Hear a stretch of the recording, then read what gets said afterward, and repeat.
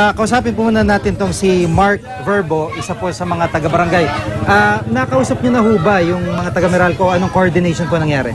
Magandang hapon po, Sir Jiggy. So, kahagabi, nung inireport sa amin, nung umuulan na meron bumagsak na poste, agad akong personal na nasa barangay ay tumawag sa Meralco. Nabigyan naman ito agad ng lunas within 30 minutes.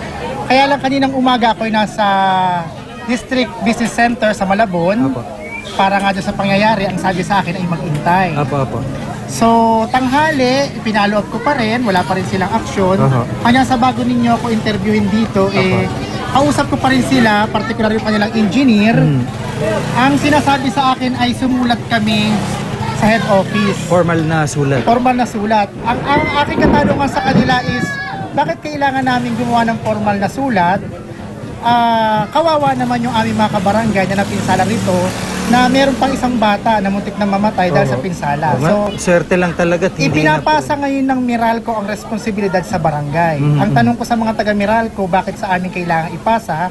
Maghapon namang nakasuporta ang barangay. Ang tanod ay from time to time nag-iimbestiga kung anong ginagawa siya ng Meralco. Ang katwiran sa akin ng Meralco ay sapat na yung poseng mailagay. Pero ang katanungan ko naman, papaano yung napinsalang ba at saka yung pamilya? Oo nga po. Sino po yung kausap niyo doon? Actually, sa business center, kausap ko ngayong hapon si Engineer Rico. Ang hinihiling niya ay formal na sulat. At binabalik ko naman sa kanya yung tanong, ba't kailangan natin gumawa ng formal na sulat? Sana yung pang-agaran lunas. Opo.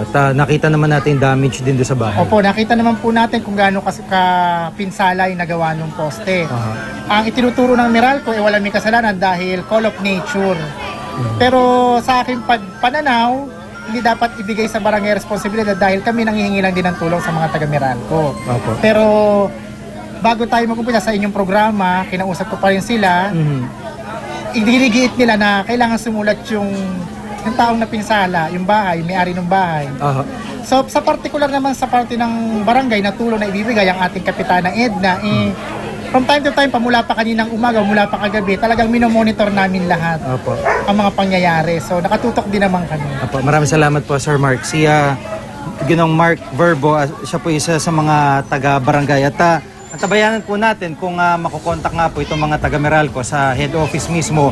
Kagnay pa rin ng kanilang reaksyon na kanina pa po natin sila tinatawagan.